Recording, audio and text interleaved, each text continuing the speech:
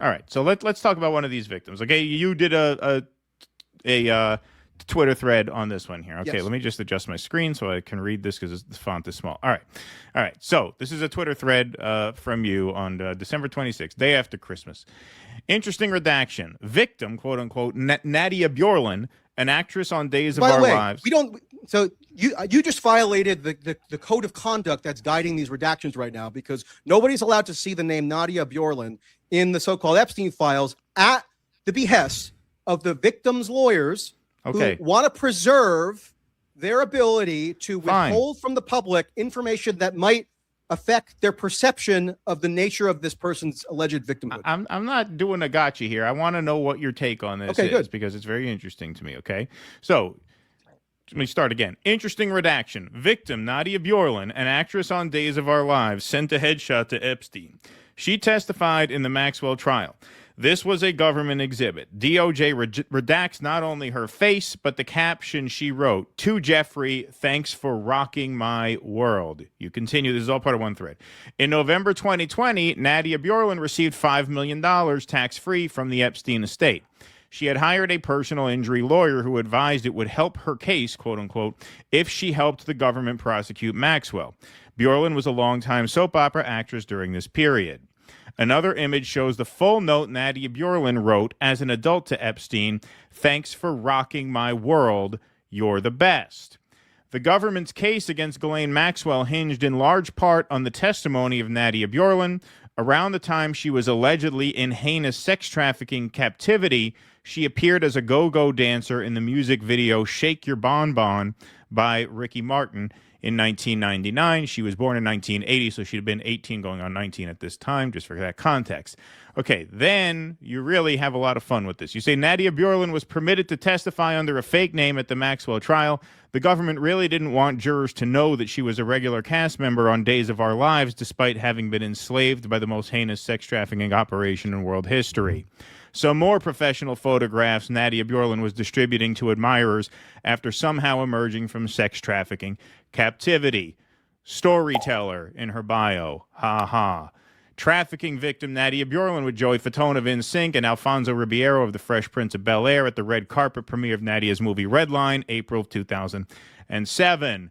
Few more posts here. I think we get the picture. Do I have to read all of these? I think we can clearly discern where you're going here. Trafficking victim Nadia Bjorlin reportedly dated Bruce Willis in 2004. Trafficking victim Nadia Bjorlin discusses her dating on a history on a radio show in 2012, confirms dating Bruce Willis in her 20s, also recounts going to the Playboy Mansion. Quote, I think I still have your underwear, says ex-boyfriend.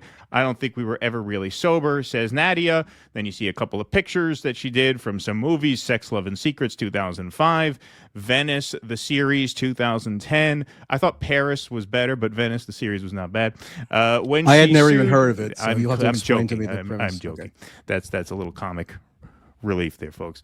When she sued Epstein's estate in 2020, which ultimately resulted in a $5 million tax-free settlement, Natalie Bjorlin said she was a victim of false imprisonment and suffered extreme trauma, humiliation, and anguish. Notably, she insisted on making these claims anonymously. The strategic calculation to demand anonymity in civil litigation was embraced in a criminal context by Judge Allison Nathan, who allowed Nadia Bjorlin to testify against Maxwell under the fake name Jane and strictly limited what identifying info could be divulged to jurors.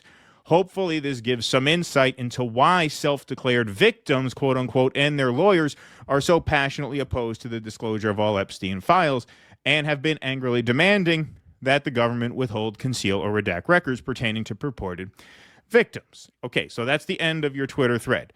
Now, this is a piece in the Daily Beast, which references a report in the Daily Mail. Epstein had his own lodge at Interlaken's prestigious arts camp for kids. Well, he didn't have his own lodge. I mean, I don't know why you guys show old articles. I mean, I can clarify. Yeah, he donated to the Interlochen music camp, and that would entitle him to use a certain cabin a certain amount of times a year, and then they would invite him to come and watch the recitals at the end of the summer session. But he didn't live in a cabin there. No, he didn't live in the cabin. Not that it's particularly relevant, but like even one little excerpt they read from the Daily Beast is just not correct. Okay, but this is the report that they referenced there. That was the headline. This is the report that they reference in the Daily Mail, and this is part of the Epstein files, by the way. The DOJ has a link to this article listed. Another girl Ghislaine targeted for Epstein was Nadia Bjorlin, an actress who stars in the American soap opera Days of Our Lives. Now 30, she was just 13 when she attracted the tycoon's attention. Her mother, Iranian-born Ferry, spoke last week of the family's disturbing experience. Nadia's father, celebrated classical conductor Ulf Bjorlin, had died just a year earlier, and Ferry says she believes the mourning schoolgirl must have appeared an easy target. She was at school at the famed Interlochen Music Center in Michigan when she met Epstein, says Ferry. My daughter was a singer. She was a baby. She was a skinny little girl, not mature for her age. She was 13. Everyone thought she was 9 or 10. Epstein was a big donor, and he heard about Nadia and that her father had died, so she was vulnerable, and he contacted her. He said, here's my number. He kept saying, come, will you come? He said he wanted to help mentor her. I wouldn't let her meet him. What sort of a man approaches a young girl and asks to meet her? It was Ghislaine who managed to become friendly with Ferry and Nadia. I trusted Ghislaine. She was like a mother. She was always calling my house, says Ferry. Ghislaine didn't want me to meet Epstein, but I did anyway and asked what he wanted with Nadia. He said he wanted to help her singing career. He said I'd like to be a godfather. It felt creepy. I had a bad vibe about him and said, stop. I told him, no thank you, she doesn't need your help. I kept Nadia away from him. She never met him alone. She never went anywhere with him. It was not until Epstein's arrest that Ferry realized the fate which could have befallen her daughter. So now, pause now there, could pause have there, befallen her daughter is tricky language, because that means could have hypothetically befallen her daughter if she became more involved. Maybe it did without the mother's knowledge. So she doesn't. So the mother here doesn't know what fate could have befallen her daughter, right? And that she, quote, kept him away from Epstein. Okay, now before we get, you want to talk about journalistic malpractice or omission of critical I want context? to ask you one question before we get to that. I promise I will toss to you. When you put in your slideshow, first of all, you make no mention of the fact that Epstein allegedly had contact with this woman before she was 18. Make no mention of that in the Twitter thread. And it doesn't seem like you edited this Twitter thread for length, because you had about a dozen examples of her comfortable with her sexuality, implying, in my opinion, that she's a scheming slut who glommed onto this case in order to get paid. I don't go around implying or otherwise accusing anybody of being a scheming slut. Yes, you do. No, I don't. I mean, yes, you do. You don't use the word. Are like much more I'm saying that's the way. That's the way I would match you, but that's not what I do. Okay, but that is. If you think we are hyper-feminist, we are told that you have this either watched Michael, our show or looked at our audience to me analytics. that was your intention. And she's appearing in music videos. Michael, you're a writer. You have to be conscious of how your writing impacts of how your reader is going to be affected by your writing. It is not an unreasonable inference to make that you feel that this is basically a scheming whore who's out for money. That has nothing to do with her being a whore. That's what I gleaned from your Twitter thread. That's the impression it gave me. That's the impression it gave me. Now let's just go with this. When you say the government's case, I will toss to you in 30 seconds, I promise. The government's case against Ghislaine Maxwell hinged in large part on the testimony of Nadia Bjorlin around the time she was allegedly in heinous sex trafficking captivity. She appeared as a go-go dancer in the music video Shake Your Bon Bon by Ricky Martin in 1999. What that implies to me as the reader, and again, you're here to clarify, okay? But what that implies to me as the reader is that her contact with Epstein happened when she was 18. And you make no mention whatsoever of the fact that her mother alleges Epstein essentially tried to get his hooks into her when she was 13. Now, why did you not feel like the Interlochen school experience was worth mentioning in this Twitter thread, which was clearly not edited for length because you very gratuitously listed example after example of her being a sexual being, more or less? The examples that I listed were not so much to do with her being a, quote, sexual being. Oh, no? It was to contrast her activities around the time that she supposedly emerged from the most heinous sex trafficking operation in American or world history, and to question whether that would seem to comport with all the endeavors that she was involved in. 2008. Can I answer? Hold on. No, well, hold on. I got to stop you there for a second, because you said that the time she was allegedly in sex trafficking sex trafficking captivity was around the time she was in the Ricky Martin video, which was 1999. Now, this picture on the right here, okay, at the leather and lace party at the Playboy Mansion, that was 2008. So that wasn't right after. That's about 10 years after. Yeah, that one is not right after. The music video was. Okay, so you're implying that if she regained a modicum of functionality and comfort in her body as a sexual being, that means she must be I have full no of shit. Opinion on what she does with her. Okay, I will appeal to the judgment of the audience what your intent was in putting together this thread. Go ahead. Can I answer? Sure. The point of that thread was not to go chapter and verse through every aspect of Nadia Bjorland's claimed victimization, because I assure you there's plenty more than those 2011 excerpts that you just read from the Daily Mail. I've read the entire Ghislaine Maxwell trial transcript, and she testifies at length and is cross-examined about the interlochen encounter. What the mother said there in terms of Epstein asking for her number is not even what's reiterated or established at the trial. It kind of gets fudged and repackaged. But so the purpose was not me to go comprehensively from soup to nuts about every aspect of her claimed victimization. It was to highlight things that were newly revealed as a result of the Epstein files disclosure, which the government had tried to redact. But if you're like me and have read the Maxwell trial transcript, you could connect the dots and realize that the photo that was redacted of her, the headshot that she sent to Epstein as an adult, saying, "You rock my world, you're the best," you could infer that it's her because that very photo came up at trial and she was asked about it by the defense counsel. Okay. So therefore, you know that it's Nadia Bjorland, and who was testifying under a fake name at the allowance of Judge Nathan in that trial, which is a huge violation of the Sixth Amendment, at least if you think that the core civil liberty of being able to confront your accuser at tribal is something that we should try to preserve. I would like to ask you about that too, I emphasize ask because I don't know. I want to get your take on something regarding that because it seems to be a little more complicated than that. But go ahead. I'll just finish the thought briefly. Sure. So the fact that she was allowed to testify under a fake name at the trial, her identifying information is still being redacted in these records that are being released, even though everybody's supposedly expecting them to contain the full transparency as to the evidentiary record. And yet, you know, if you're a little bit resourceful like me, you can figure out who is referenced in some of these files. Sure enough, it's her. So now we have an actual image of the headshot that she sent to Epstein when she was an adult saying, "You're the best, you rock my world." And that was something that the government and the so-called victims lawyers tried mightily to make sure was never divulged to the public.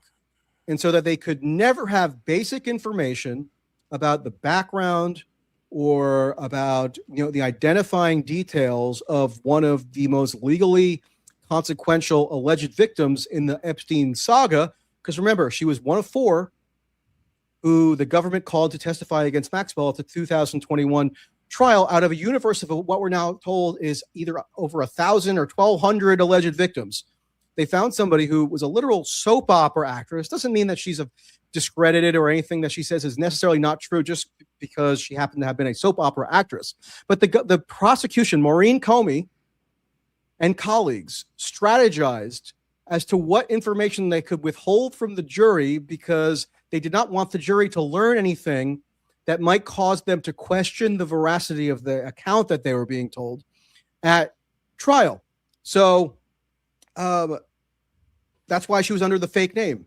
And then in the aftermath of the trial, you know, in order to get payouts from the subsequent compensation funds or the settlement funds that emerged, such as from, you know, JP Morgan and Deutsche Bank, the plaintiff's lawyers have an interest in any information not coming out that could potentially undercut their claims to be able to extract that money from the institutions that they claim were somehow collaborators with Epstein. So there's a whole Epstein industry that is in part fueled by the strategic concealment of information around the purported victims and using these incredibly extreme and, like, sort of, I have to say, emotionally exploitative tactics to browbeat anybody who thinks it might be worthwhile to actually have full disclosure, even though that's what so many people claim they want.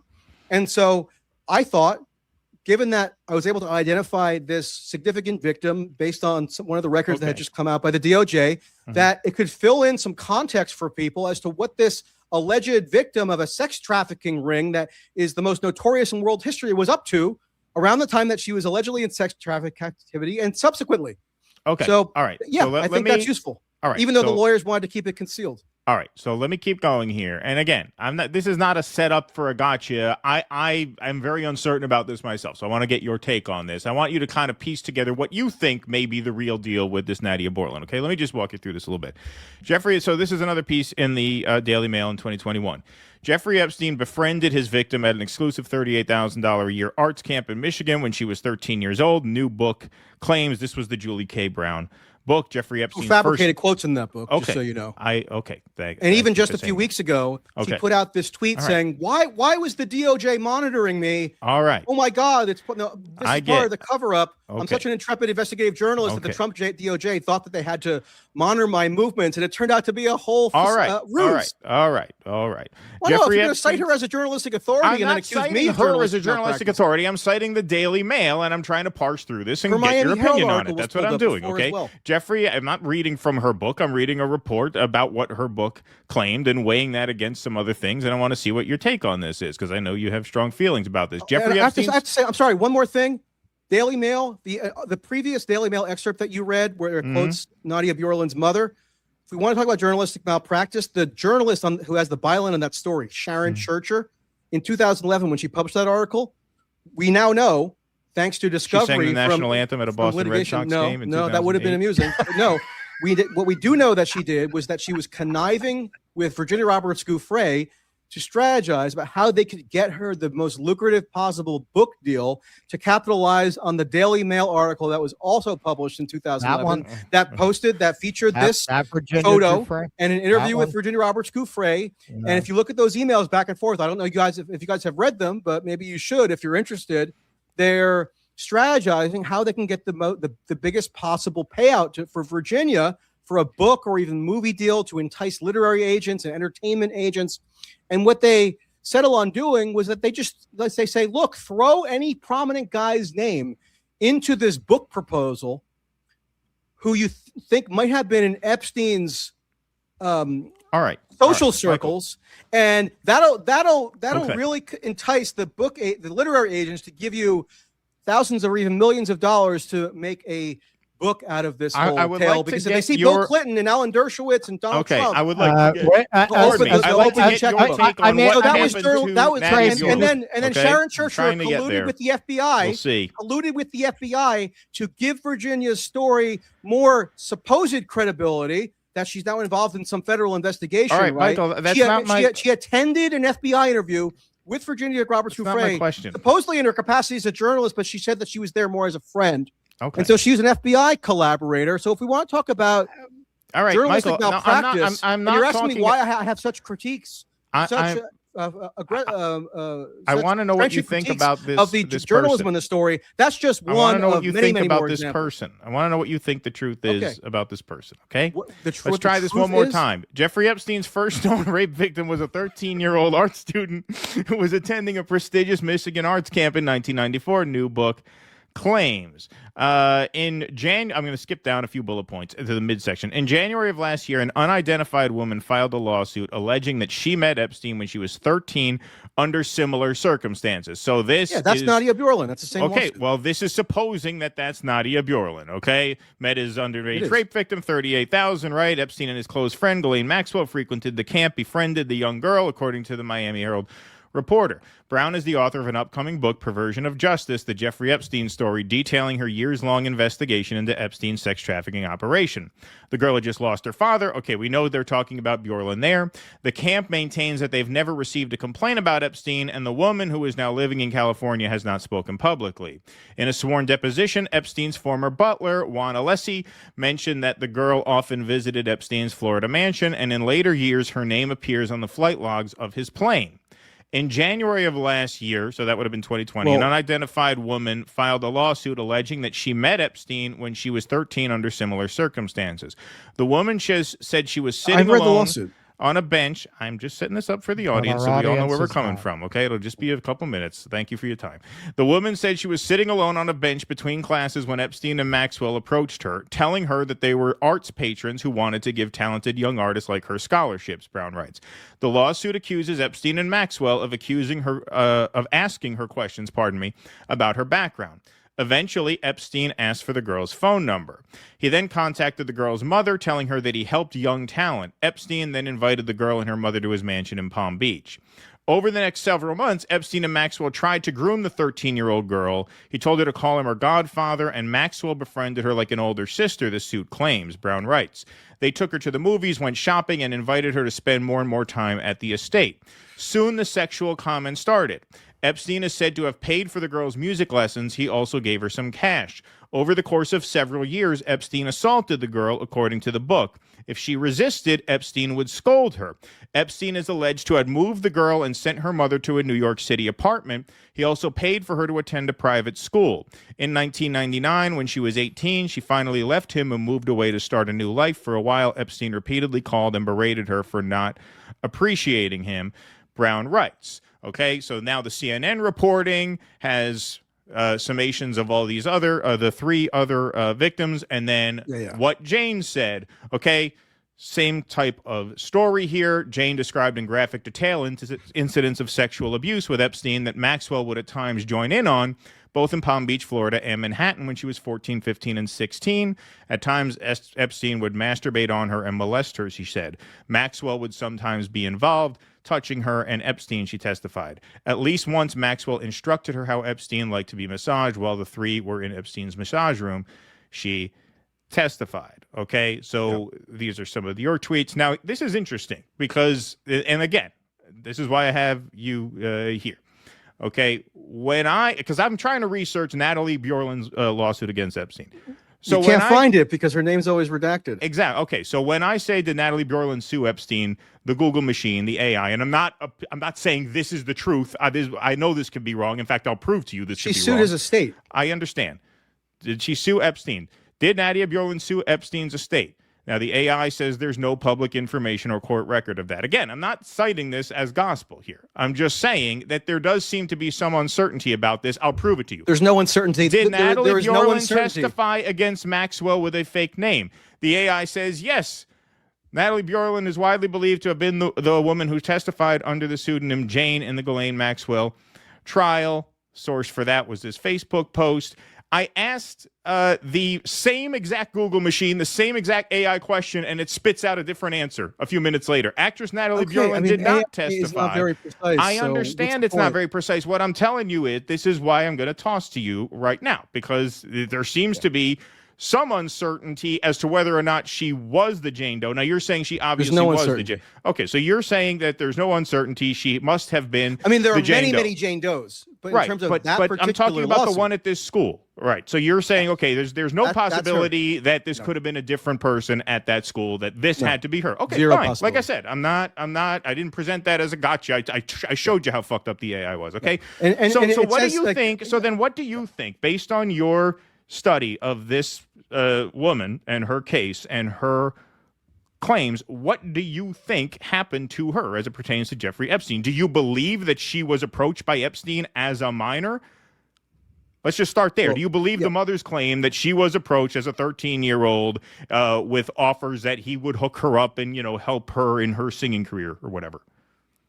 Just one more thing, because you asked Google or AI, did she sue Epstein? And you said there was uncertainty over whether she got I also settlement. asked if they sued the estate. We know that for sure because she testified at the trial and she confirmed it because the defense counsel subpoenaed the records from the Epstein Victims Compensation Program. And she confirmed that she got a $5 million tax-free settlement from the Epstein estate and that her odds of getting the biggest possible settlement payout would go up, as she was told by her personal injury lawyer, if she collaborated with the government to prosecute Maxwell.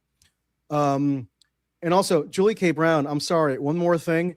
I'm not. I didn't. But you were citing her. You're citing her as a credible authority on this subject. Okay, but what I want to know is what you think. People should know that her journalism, just like in those excerpts you just read, is basically just to be a PR amplifier for alleged victims who the lawyers. Maybe that's true. Maybe there were a bunch of scumbags who glommed onto this case to make money. I'm asking you what you think the truth of this story is. That's what I'm asking you. I would like to know that. In the acknowledgement section of that book, which again is quoted in that Daily Mail article, she thanks the federal prosecutors, Maureen Comey, Jeffrey Berman, Allison Moe, for their courage and integrity, and for using some of her alleged, supposed journalism to generate the case that they would then go on to use against, make against Epstein and then Maxwell.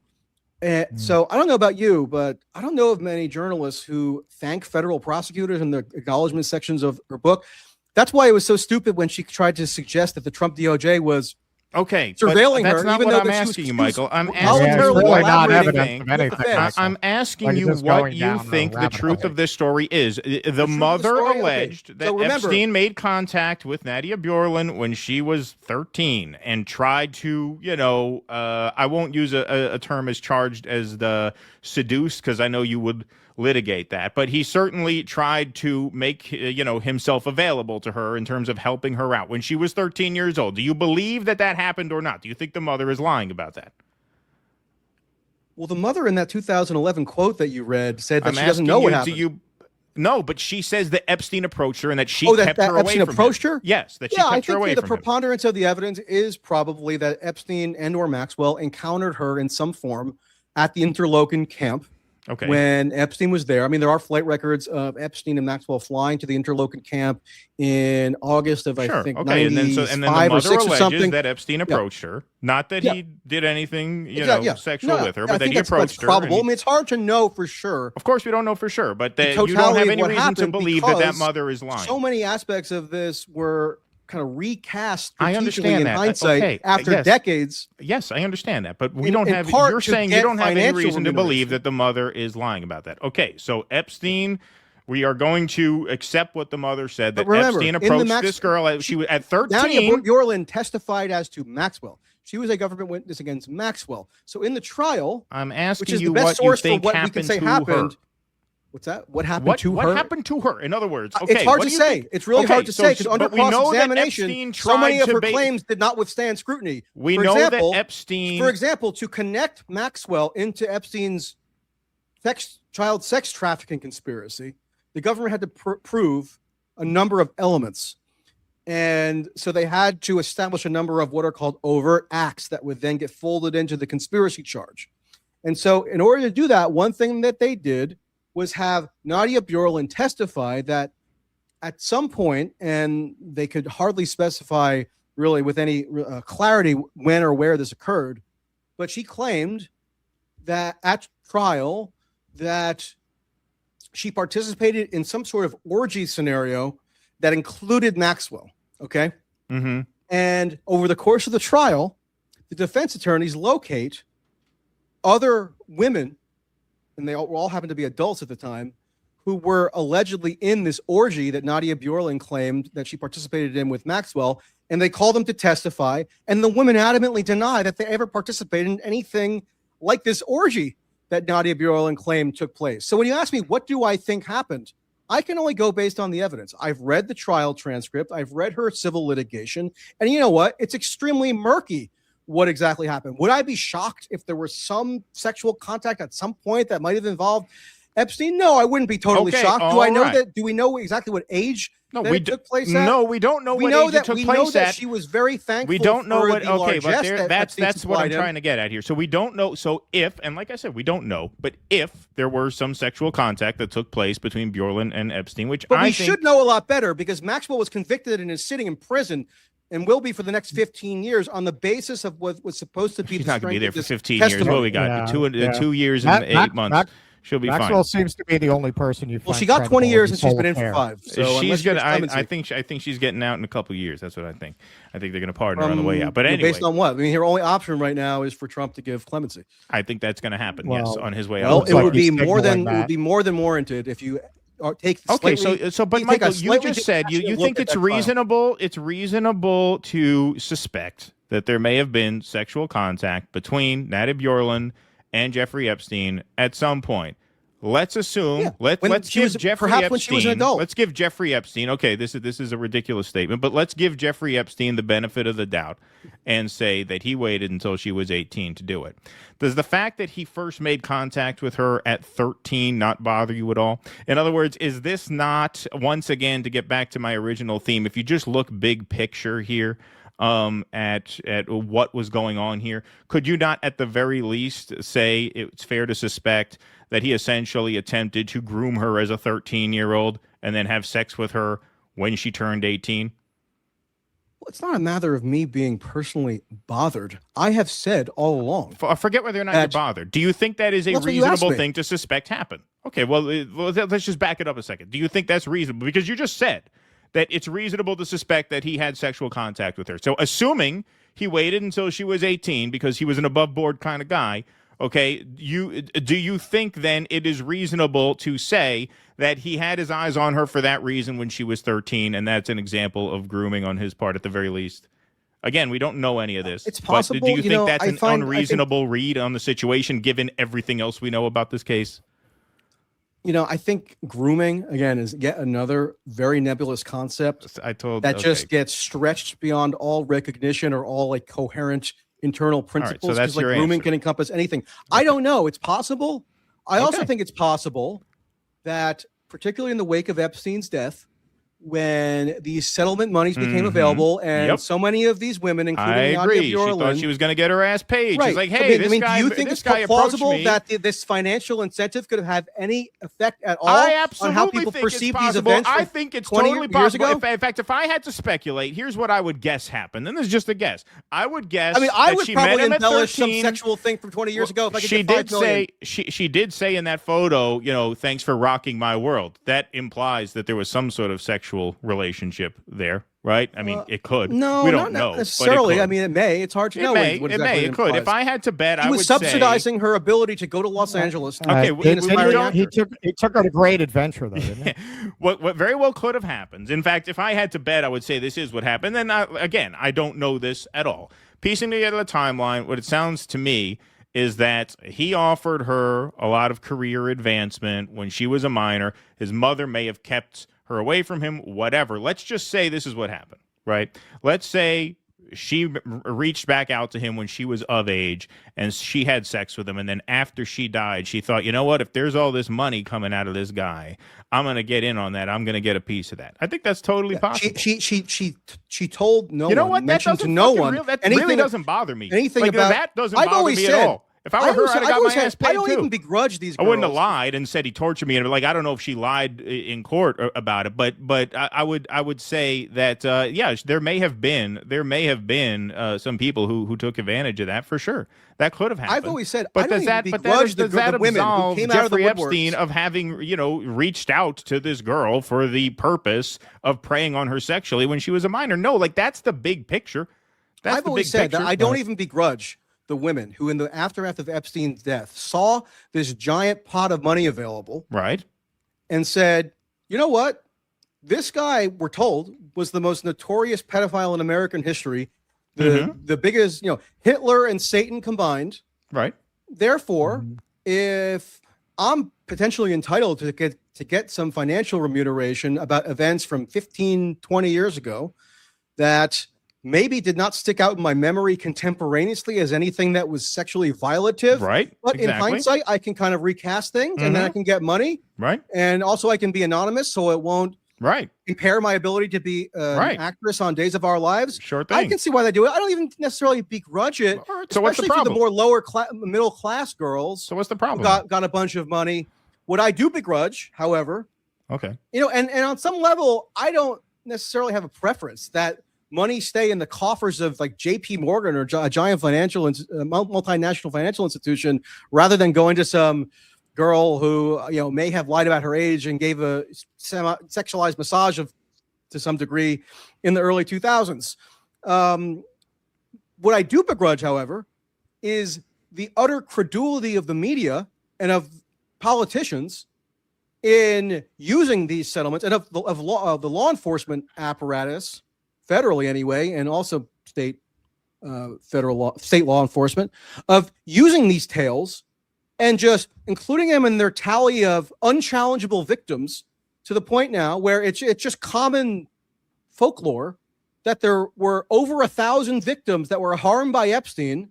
And we can know that by like piecing together a variety of different metrics, some of which have never been made clear by the DOJ, because again, they can keep stuff concealed in perpetuity on the grounds of protecting victims, and then use that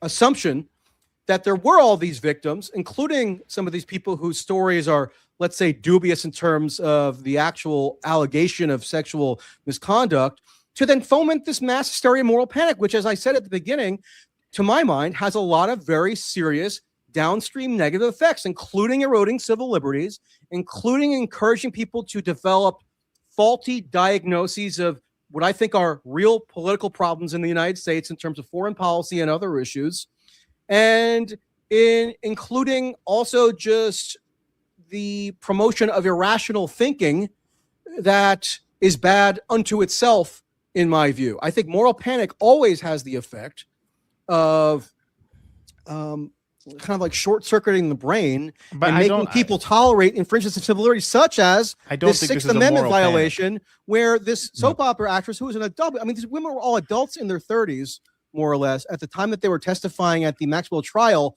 and yet they could just somehow have the Sixth Amendment of the Constitution suspended for them because they claimed that there was some harm that would be done to them. Or they could like claim some fear. Like Epstein was dead at the time. I mean, maybe they're taking advantage. Who was going to be retaliating against them? It was phony. All right. Okay, but you seem to be. But at one side of your mouth, you say you don't begrudge them that. Yet it kind of sounds about like the settlement money that they got. I'm begrudging the judge in terms of the false name. I'm begrudging the legal system and the prosecutors. It's funny. People who think that they're these Epstein researchers who want the truth, they weirdly always align with the government.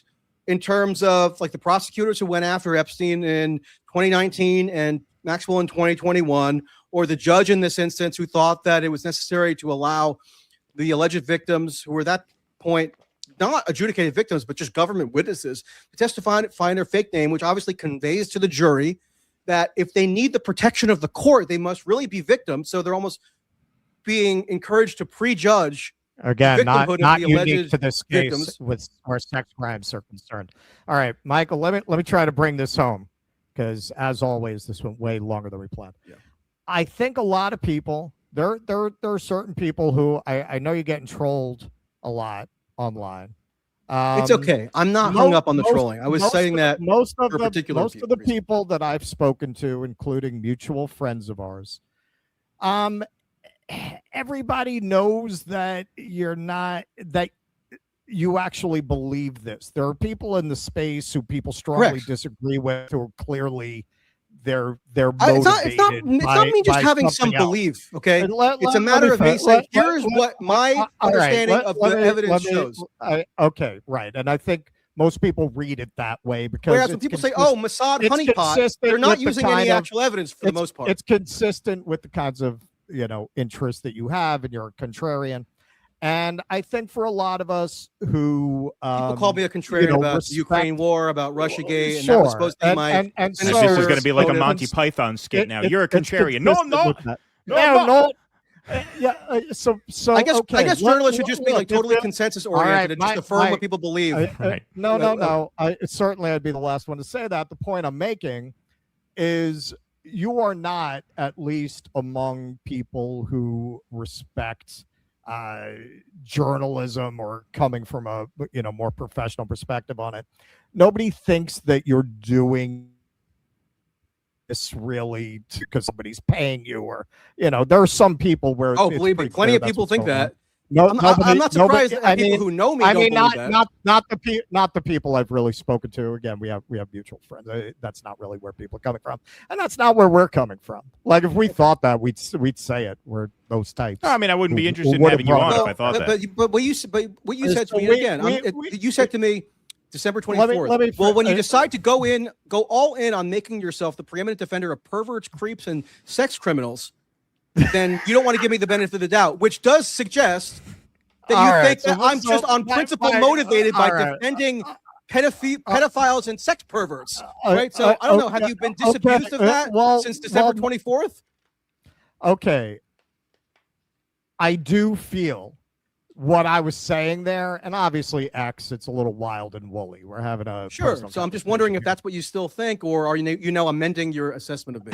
I think that it can be as misguided to be reflexively contrary as it is to be reflexively. I don't feel I am reflexively contrary. I feel, as Glenn pointed out when he was interviewing you, of course, when you get a case where there are millions of dollars on the table like this, you are going to get people who hundreds of millions advantage. Right, of course. You're going to get people like that. You're going to get unscrupulous lawyers. You're going to get people with false claims it's tainted who want a piece of that money. But and hey, to have a contrarian reporter out there who does not automatically go along. I don't do reflexive contrarianism. A reflexive contrarian is somebody said, everybody thinks something. I just want to be a bit of a nuisance, and so therefore I'm just going to reflexively take the contrary position. That's not what I do. I just spent now 2.5 hours with you guys, going through in laborious detail the basis. And I hope it's evidence. There is so much for why I say what I do. There is so much evidence here that goes in the direction of suggesting a conspiracy, of suggesting a sex trafficking, like what evidence? Of suggesting that Epstein was involved. You can go into Dropsite, has been doing some great reporting on Epstein. Never given any evidence of a child sex trafficking conspiracy. You know what they do? They studiously avoid that and then let people just draw inferences with Israeli intelligence. In terms of Mossad honeypot operation, which is the crux of what people think was going on. And again, I will refer you to Exhibit A. All right, so that photo is not evidence of a sex crime. Okay, you feel that's not evidence of a sex crime. So you still believe what you said on December 24th or not? I don't think you have corrupt motives, Michael. I think that for whatever reason, because it would be a corrupt motive to just for its own sake want to run around defending pedophiles and sex perverts, right? No, I think that you have gotten very into an aspect of this that I will grant you is a place people don't really want to go. And why is that? When you have a case let's dwell on that for a second. Why don't they want to go there? There has been so much ink spilled on this story. I can answer you very easily. BBC, magazines, everything. Why don't they want to get into it? They've examined every conceivable aspect of the Epstein story. You'll agree? And I will answer that. 6 years after he was dead. Why do they systematically ignore this aspect? You tell me. They systematically ignore it because there are legitimate victims.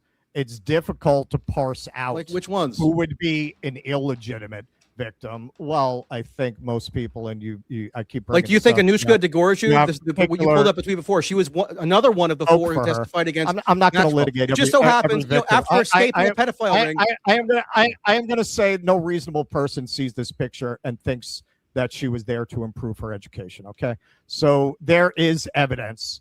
Especially when you, but you'll agree that that photo, when you look at unto itself is not evidence of any pedophilic sex trafficking operation, right? When you look at the overall trajectory of Epstein's career, and you apply, and also she was above legal age of consent in England. It is unreasonable, and nobody cares about that. It is unreasonable. They don't. It is unreasonable to suggest. It's pedophilia under our laws, and so she was an American citizen being trafficked. I'm sorry, it's not pedophilia in Georgia. Citizen. It's not pedophilia in New York. It's not pedophilia in Massachusetts. It's not pedophilia in many red states and blue states. Okay, so you're wrong about that, Michael. There's what I'm saying. You want to litigate the meaning of pedophilia. I don't. I'm asked about it constantly, so I address it. Standards, and it has some legal and political and cultural significance. Litigate the whole Lolita phenomena, and most people are not coming from that place. They don't see it that right because they just take for granted that there was a pedophilic sex trafficking operation, and then they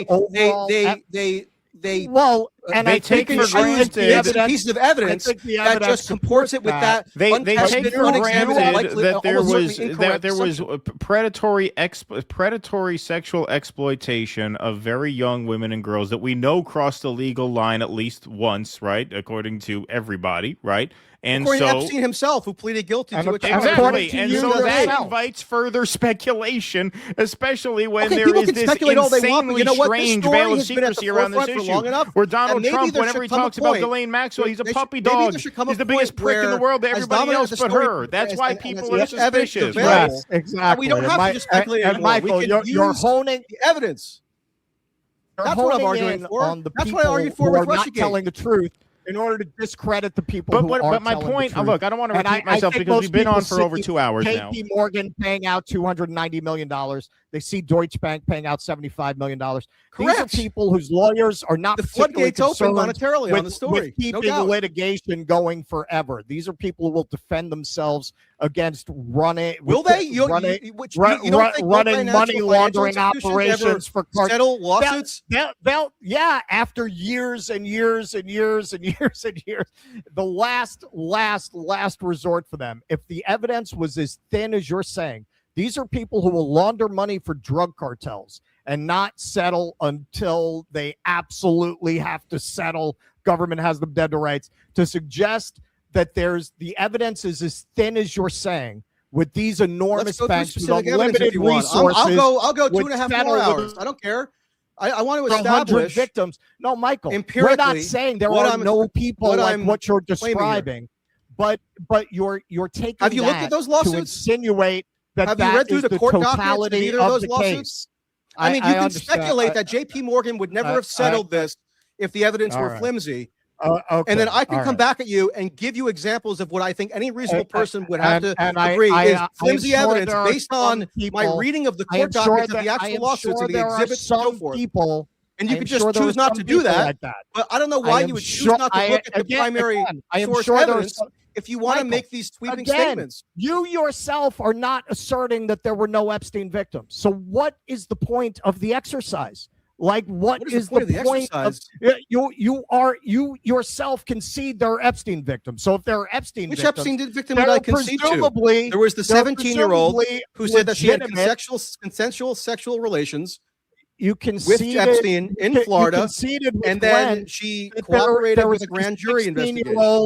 That there she's were a quote, victim? I don't know. The FBI designates conceded that there were underage girls who got together, and you claim some lied about. I don't know. The 17-year-old girl never claimed that Epstein really nobody victimized her. All right, Michael. She was told that she was a victim because statutorily she must have been a victim. Are you saying that nobody who got a payment was a victim? Are you saying no one who got a payment was a victim? There were no victims who got paid out.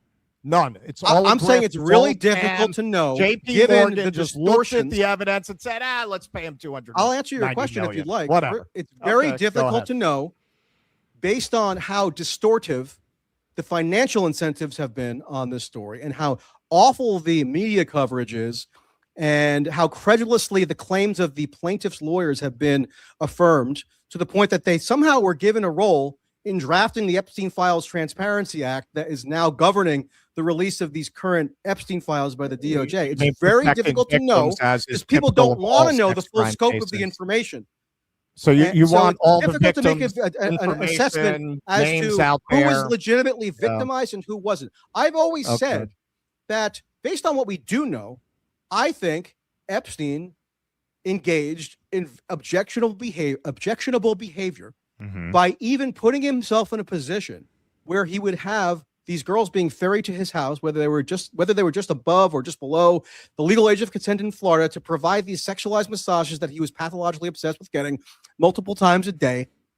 He was doing something objectionable in that there's no father on earth who is sane who would say to his daughter, whether she was 16, 17, 18, 19, oh yeah, great idea. Go to the rich guy's house in Palm Beach, strip down to your underwear, collect the $300 and keep going back and then recruit other girls to go as well. That's something really nifty you should get involved in. He wanted to bang a vodka, right? To the degree that Epstein was the one who was bringing about that situation, I say that there was something that's objectionable on an ethical level. That's what we're talking about. But there's multiple dimensions of this. We have the legal dimension, we have the ethical dimension, and then we have these histrionic theories that people want to extrapolate groundlessly based on there being insufficient evidence for doing so. But because the media coverage is so bad, it's never been communicated to the people who are making these theories that the evidence is bad. So, there is a media critique here. these self-proclaimed Epstein experts who dominate the podcast circuit, I'm sorry, don't look at the primary source material. I asked you before, have you read that 2020 DOJ report? I read have you read certain profiles? I'm not saying that you're one of these self-proclaimed experts. Hundreds of but they don't look. Well, why not look at that as well? I mean, the thing is, if these experts are going to be going on, I had to tell Whitney Webb, okay? I had to inform her for the first time in August of 2025 that this incredibly crucial 300-page DOJ Office of Professional Responsibility report that came out almost 5 years ago in August of this year, I had to tell her for the first time that this report even existed. So not only had she not read it, she didn't know it existed until I emailed her. And yet she's the one who gets trotted out time and time again on these dopey podcasts as somebody who's just going to authoritatively opine on Epstein, engage in all these totally unsustainable, uncorroborated inferences and speculative theories based on the idea that she's like the internet's leading Epstein expert. The same goes for Daryl Cooper, who says like he's the leader in the Epstein space, whatever that means. Then finally, I give in. I listened to his 3-hour podcast with Tucker Carlson that people were beseeching me to listen to. Almost every other line, there is something that's factually wrong. And therefore, the conclusions that he draws are factually baseless. I try to, politely and professionally go to him about it and get him to address it. And he launches into a sputtering meltdown. Nick Bryant, is this other guy, less prominent perhaps than those two. Well, you should ask him on and on. Julie K. Brown, I say, I read her book. Like, I guess what I should do if I want to learn more about the Epstein case is read Julie Brown's book. It was just quoted on this stream. So it's clearly a commonly used resource. She's on TV all the time and podcasts by virtue of her supposed expertise on the Epstein story and her intrepid investigative journalism. I read the book. Little old me, figure out that she fabricated quotes in the book by taking Virginia McGouffre's self-admittedly fictionalized memoir that falsely accused by her own admission. You mean this Virginia Giuffre? Is that who we're talking about? Yeah, the one in the photo of dubious. Okay, so Michael, she was above the legal age. We got to wrap this up. England. But when you spend 10 minutes basically trying to find every explanation for this photo, but the obvious, what you have to say about anything else becomes dubious. You don't know what the explanation is. You can't draw any explanation based on that photo alone. As a journalist. But we do know conclusively that Virginia Roberts Giuffre made things to your audience, right? Big host. When you prove yourself that are you capable of seeing the obvious that is going on in this picture? I don't see the obvious. No. Most yes, exactly. So let's assume it's real. Why wouldn't a 17-year-old want to take a photo with a British royal? All right. Everybody should read through hundreds or thousands of pages. No, that's what you're fucking for. Yeah, I do it. But I'm seemingly yourself to be somebody whose judgment cannot be relied on when you spend 10 minutes trying to come up with every explanation, but that they were about to play a game. I'm just coming up with explanations. Is that what's going on in this photo? I have ascertained too much about this story. Reliable source for somebody to rely on for information who is going to tell me what I've gotten factually wrong. Because they don't have time to go through thousands of pages. That's your fucking job. And when you show them that you can't explain this picture without coming up with the most outlandish theories, well, why take you seriously on anything else? Like, you know that the original alleged photo, if you read thousands of pages, that's not an own. That's your job. And it looks like the way that you do I do my job, and then when you ask me about it, I use the materials that I've gathered over the course of what you say is my job to provide additional context as to what can be inferred about that photo. Things that we do know don't seem reliable. But going back to the very beginning, based on the article that you wrote, talking about what Epstein was actually convicted for without explaining the controversy around that conviction, that's not reliable. I didn't write a book. For me, I wrote one article. Especially doing what we do. About other aspects of this whole story. It's a pretty big story. We have to be very careful about the sources that we be careful. Because why aren't you careful about Julie K. Brown? We're not specialists like some people specialize in. Why aren't you careful about Julie K. Brown? Very careful about who we did not. Well, we didn't vouch for Julie K. Brown. I read to you a Daily Mail article that cited and asked what you make of it. Yeah, and her Miami Herald story, which in the first 2 paragraphs you gave your opinion. That's just false.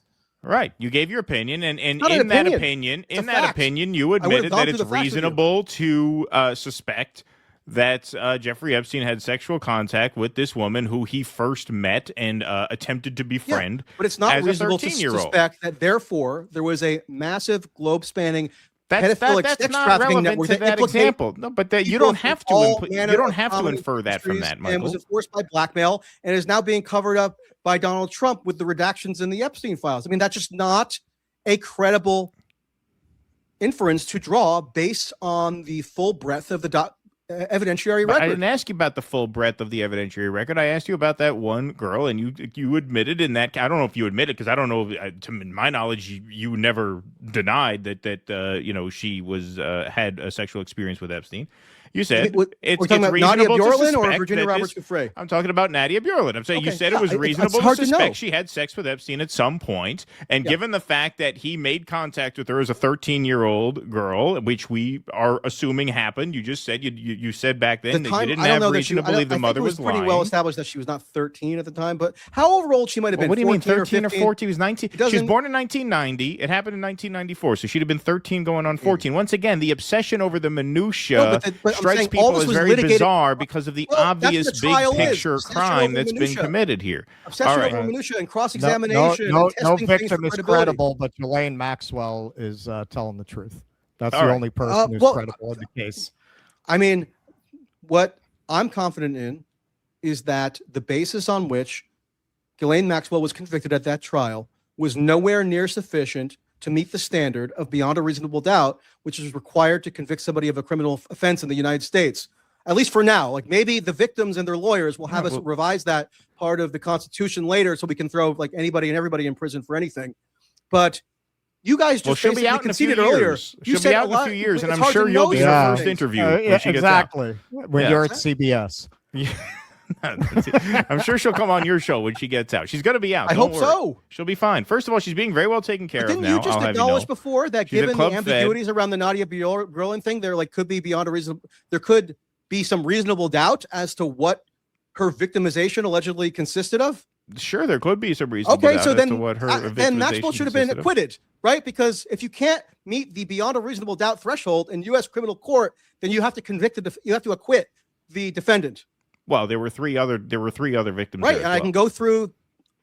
Let's go through the next three again. I know we've been on for a long time, but I'm just trying to get across. I will go through every single possible detail to establish what I'm saying. But you guys, we can vegetate instead, I guess, in front of a podcast where somebody just speculates, hasn't read any of the documentation, is seen to be some kind of expert on this story or like a credible authority, and we'll just opine about a Mossad honeypot because that really gets everybody excited on the internet.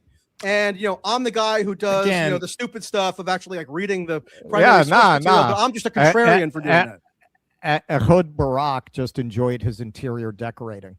That's why he was hanging around. Is there any credible evidence that Ehud Barak engaged quite a bit? You should take a look at the reporters at DropSite who have been diligently going through the emails. I have looked at it. The pieces. And I've explained the issues with it. None of the DropSite reporting has anything to do, except by weasel word sort of insinuation that they occasionally do, with the core contention that people think must be true about the Epstein story, which is that, again, sorry to be repetitive, that he was running a pedophilic sex trafficking operation that was that implicated scores of prominent people across business, politics, entertainment, academia, etc., and then enforced it by blackmail at the direction of intelligence services, whether it was Mossad or anybody else. Nothing in those DropSite news articles gives the slightest shred of evidentiary basis for that core contention. Instead, they focus on all this peripheral stuff about his business dealings with Ehud Barak, which are fine, interesting enough, cover it all. I want full transparency,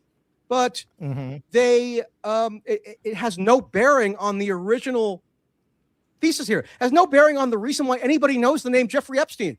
We don't know the name Jeffrey Epstein today because he might have done some business dealings with Ehud Barak. We know it. We know it because of the pedophilic sex trafficking, right? And nothing in the DropSite our audience supplies a shred of evidence for the pedophilic sex trafficking. Sorry, they just don't. All right. If you don't believe me, we could spend another 2.5 hours and go through each word of the DropSite news articles, or I could tell you about the 3 other victims or alleged victims in the Ghislaine Maxwell trial. We could talk more about the Deutsche Bank and J.P. Morgan settlements, all right, et cetera, et cetera, et cetera. We've all made all the other points. evidentiary deficiencies that I think ineluctably prove, at least in my estimation, that this is in fact, in large part, I would say like 90% of this whole Epstein saga is a moral panic and mass hysteria. And there's another 10%, which we've gone over in some detail in this conversation, having to do with the Palm Beach girls in the early 2000s and being, playing it fast and loose about whether the girls were 18. Some of them may have lied about their age. Some didn't. Either way, a scummy situation for a 50-year-old guy to be in. But beyond that, yes, it's mass hysteria and moral panic. Which Maxwell did facilitate in some way, right? I mean, are you denying that Maxwell facilitated this at all? What did she facilitate? You tell me.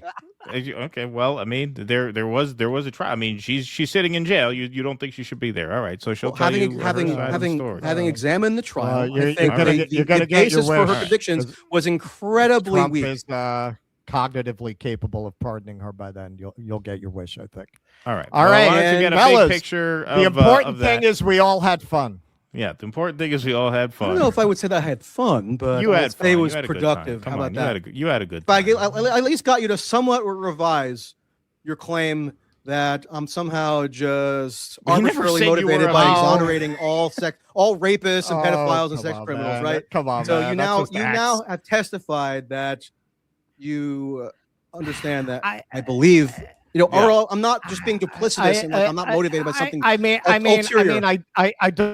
never thought your motives were specific. I mean, it does happen to be the case that sexual crimes in the United States, because of the emotions that they inevitably engender, often lead to fallaciously low standards for evidence or unacceptably low standards for evidence, and therefore abridge civil liberties. All right, Michael. Here's what I'll say, because we came with our prepared questions. We don't have the breadth of knowledge on the case that you do. We admitted that going in, right? We're just trying to discern where you're coming from. I'm a maniac. Nobody should have the breadth of knowledge I have, because why would you want to lead your life that way? All right. Well, yeah. Well, okay. I'm not. Like I said, I was prepared to address the points that I had. Prepared. I'm not prepared to debate the Maxwell verdict. I will look into it. I will see what I think about it. No, and please read. Don't read the Daily Beast. Send me what you want me to read. I'll look at it. Or the Daily Mail. I'll look at it. Read the actual primary source material. Read it. You can get the full transcript. I will send it to you. Here, Michael, let me prove to you how much integrity I have, because I'm going to lose our channel 5,000 subscribers now. Okay, I'll read it, and if I'm compelled, I will invite you back. Sure, I mean, if you want. There it goes. You don't have to even. I don't even care if you invite me down back. The drain. 5,000 people just turned the computer off. They said they'll never watch the show again because I just potentially invited you back on. Okay, I'm not trying to single you guys out necessarily. It just so happened that your video with me and Taibbi being gatekeepers or whatever came to my attention, and I felt that there were some demeaning and inaccurate characterizations to be made, especially by Russ, that I thought I should contest, because I just want to stand that I'm just motivated by like a sicko perversion. Then however, it's just amazing to me. You guys did a whole hour-long video, and there's a huge overabundance of primary source material on the Epstein story that nobody wants to read. They'll become pundits and confidently pontificate about it. They'll just have no interest in examining the underlying evidence. Why is that? Tell me. All right, Michael. Everything I talked about in that video that concerns you. You called me a liar. We gave you the opportunity. I'm trying to remember now. I did not lie. It was about Maria Farmer. He said you I lied about Maria Farmer. He said you lied by omission. If you're going to call me a liar on a video, then back up. Back it up. Prove how I lied about Maria Farmer. I think he said you lied by omission. She was by claiming her claim to fame ended up being that she was the original Epstein victim, right? Because in 1996, she claimed Epstein got to her sister through her. No. She claimed that she was herself a victim. See, if you're confused about the factual details, I'm happy to clarify them for you. In addition to her sister Annie, who is also one of the victims. Michael, next time you write a fucking article about what Jeffrey Epstein was convicted of, maybe explain to the audience why. We gave you the opportunity to address that. I have explained it. To you what my thoughts about that were. How about the next time you're going to call somebody a liar on YouTube for public consumption? I think for anyone looking for a reliable news source, they're not going to look at you. You didn't even know that Maria Farmer claimed that she was victimized. Yeah, you don't care. Okay. You're willing to just go on a stream and call somebody a liar, and then the fact that you didn't know basic details about the thing that you're calling me a liar about. Says a lot about your reporting. It says a lot about you, I'm sorry to say. You can go on a stream, call somebody a liar. Is Ghislaine Maxwell. That's the only person you don't find suspicious in this whole case. Michael, if people find your reporting credible, that's up to them. I mean, I'm sure you have subscribers who do.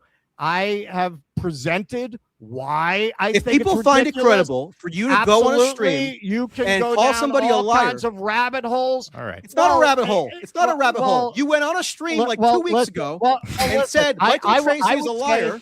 Yeah, because Michael Tracey said that Maria Farmer claims that she was the original victim of Epstein. That's true. That's unassailably true. You simply didn't know the facts. Based on having you called me a liar on the basis of the facts that you were totally devoid of knowledge about. Isn't that amazing? Is the fact that she was used to get to her sister. You don't get into that. You just present her like she's some kind of a crackpot nut job, which she is a crackpot nut job. Okay, you know what? Based on her own words, I'll send you the transcript. Sexual predators have a tendency to hone in on people who are emotionally vulnerable and being sexually she was 26 years old, and also when she went very deleterious effects on your mental state. Now you want to go if anybody can call me on something and prove that I was factually wrong, or maybe I spoke a bit too prematurely. I mean, Michael, I would acknowledge. I would hope I would acknowledge it. I have before. I don't know why you can't acknowledge that when you called me a liar, you did not. You emphasize what you want to emphasize, and you leave a lot of claim that I'm a liar. All right. Well, Michael, in essence, was I lying or not?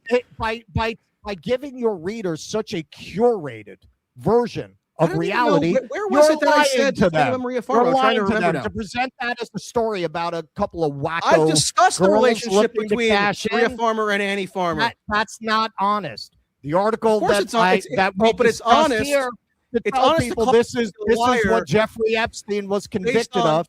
It's you never even bothered to not talk about the fact that under federal statute he was actually convicted of pedophilia. I wrote like a 5,000-word article for Compact Magazine on the federal sex trafficking statute. All right, so look, we're gonna have to agree to disagree. All right, agree to disagree on what?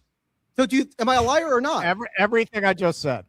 I didn't hear what you said. You didn't address whether I'm still a liar. I think he says you collaborating with on this.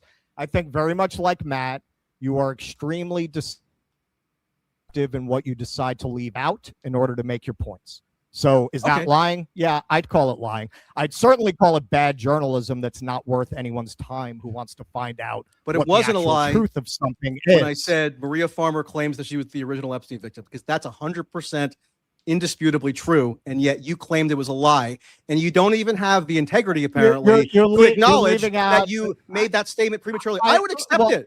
I don't hold grudges. I don't even really care. It's just bizarre to me that you're so stubborn. This is how I would answer that. Admit that was a wrong-headed thing for you to say on a public stream. Just do it, please. This is what I will say about that. You left out a tremendous amount of the story, and when I looked into the story, which I did not find her saying that. I am not going to say I did not find her saying I'm the original Epstein victim. I found a story. Okay, well, she said it. It's been said of her plenty of times. Various sources. I saw a story. Her sister says it. Annie says it. That Epstein used her to get to her sister Annie, who you also smear that way. So I'm not going to say categorically she never said it. I did not find that in my research, hence my assertion. Well, you got to do some better research. That you are presenting an extremely selective version, a very curated version. I presented the total version. I presented. I've done articles on Annie Farmer. That stands. I've attempted to interview Annie Farmer. I've spoken to her. I think no, I don't exclude Annie Farmer. Like, you always are there because you can't justify your claim that I lied about a discrete issue. Sure. You're not any better than anybody that you criticize. Kind of omission, but then it turns out I haven't actually omitted the context that you say I'm lying because I omitted. It's just that you can't defend on the merits the claim that you made. By not talking about how she was used. I have talked about it. I've talked about it any far more times. To dismiss them as wackos and psychos. And but Maria Farmer is a wacko. Michael, I'm sorry. If you get on the phone with Whitney Webb for 4 hours and say that you were kidnapped at a house in Ohio, but over the course of you being kidnapped and held in captivity, you invited your little brother to come visit you, and that there were Doberman retrievers and the Jewish mafia keeping you captive. Yes, and that you also, by the way, that you believe that the world is governed by reptilian humanoids, which Maria does. I'm sorry, you're nuts. People who are psychologically vulnerable tend to be targeted by predators, and being targeted by predator will tend to make you suffer from various psychological ailments. So the only person you seem to find credible in this case is Ghislaine Maxwell. You quote Ghislaine Maxwell, who got a meeting with Trump's personal attorney without the victim's attorneys present. Why would there be a victim attorney present? Normally, there would be victims' attorneys present to represent the fucking victims, and none of them were present. Why in a proffer interview with the Department of Justice would there be a victim's attorney at the Department of Justice? And then Ghislaine Maxwell gets moved to a prison that she's not qualified to be in based on the length of her sentence and her charges. Nothing to see here. What are the qualifications for being transferred to the prison based on pure? Oh, you don't know that? You didn't read I do know Bureau. I've read the, I know the Bureau. So why are you asking it? Did you assume that I didn't know? Is that why you're asking? According to the Bureau of Prisons' own rules, somebody with the length of sentence she has is at the discretion who is sentenced for sex crimes are not supposed to be moved to a prison like that. For you to be sitting there and saying somebody who's angling for a pardon from the fucking president, having a meeting with his personal attorney without any of the counsel for the victims present, right after that meeting where we don't know what they might have said in a sidebar because there was nobody there to witness it, gets moved to a club-fed facility where, according to subsequent reporting, she has access to copy machines. She's treated like it's the Four Seasons. According she is not treated like it's the Four Seasons. That's a total. I know every reporter is terrible. Okay, so then why don't people vacation in federal prisons? Except for Ghislaine Maxwell. All right. That's not true. I mean, it's simply not true. I said in that article that you claimed that you read. I said in the article that you claimed that you read that Ashley Davis, the 17-year-old who said that she had sexual intercourse with Epstein the day before her 18th birthday, that she did strike me as credible. That Epstein and his lawyers like Dershowitz and Ken Starr and Roy Black, etc., did not even attempt to undermine her credibility in 2007, 2008. What she was saying was credible. So again, I don't know how carefully you read even the articles that you claim that you read. You seem to be minimizing. The only person I think is credible is Maxwell, and yet I credited that particular victim, or adjudicated victim, Ashley Davis, as having been credible as far as I could surmise in terms of the account that she gave with her of her interactions with Epstein. And that happened to be before the money floodgates opened. You seem to be minimizing the immorality of his sexual encounter with the 17-year-old because it was on the eve of her 18th birthday. No, I'm saying this is what she said. It's not much, it's not a moral that judgment. It's not much worse than if he had waited an extra day until she turned 18. Nope, that's what not my I point. would say is that it wouldn't have been much better had he waited an extra day until she was 18. And I think that perspective colors your commentary on this. Nope. I'm just relaying to you. I understand. I'm telling you what it looks like to me, and that's what it looks like to a lot of people online. Okay, that's the way a lot of people perceive this. All right. So maybe we don't have to agree to disagree. How's that? I'm not sure what we're agreeing to disagree on. Perfect. All right. Either way, it doesn't matter to me. All right, Michael, thank you for your time. Does these 3 hours at least demonstrate that I'm willing to defend my positions? I've always said you're willing to defend your positions. I've always respected you for that. You are a worthy adversary, and you're a good sparring partner. And I've always respected that. You say what you think, no matter who hates you for it, and that's why I had you on. I wouldn't be interested in having you on if I thought you were a hack who was bought and paid for. I'm the one who's dictating what acceptable opinion is on Jeffrey Epstein. All right, that was just funny to me. I mean, well, YouTube thumbnails have a tendency to be funny. Okay, YouTube thumbnails are not precise. I will Ivy admit can that. speak for himself. All right, what I will likely do. No, he won't. He's been invited. He will. All right, so he will. All right, so what I will likely do, so that people will actually watch this, I'll probably clip this in 2 parts. Is that okay with you? I want to represent what you're saying. If we clip this as one thing, 3 hours, nobody's going to watch it. So I'll do Michael Tracey and people going to watch 90 minutes. I don't know. Do whatever you want. Michael Tracey and Do Dissidents. Michael Tracey discusses the Phantom Menace. Yes, right. Michael Tracey and Do Dissidents debate the Epstein case, part 1 and part 2. That's what I will do. All right. Well, thank you, Michael. I'm sure you'll agree with us that Winston Churchill was the chief villain of World War II. With that, I thank you very much. There's a lot of mythology around Churchill. Yeah, all right.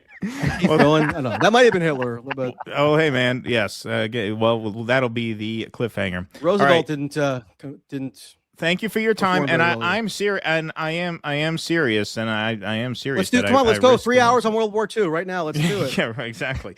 Hey, send me what you think I should read, and I'll read it. I'm an open-minded guy. All right. So thank you very much for your time tonight. I appreciate you. You're always a good sport and a good sparring partner, and you're a worthy adversary, and respect for that. Thanks, Michael Tracey. Appreciate it. mtracy.net and follow Michael on Twitter. Thank you, sir. Appreciate it. Thanks. And if anybody out there happens to listen to all 3 hours of this, you're crazy.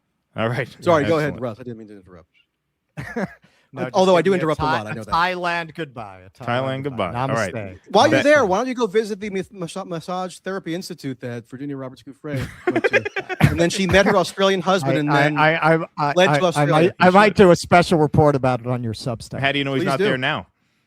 Please do. Yeah. All right. Thanks, Michael. Appreciate it. All right. All righty. Bye-bye. Thank you, Michael.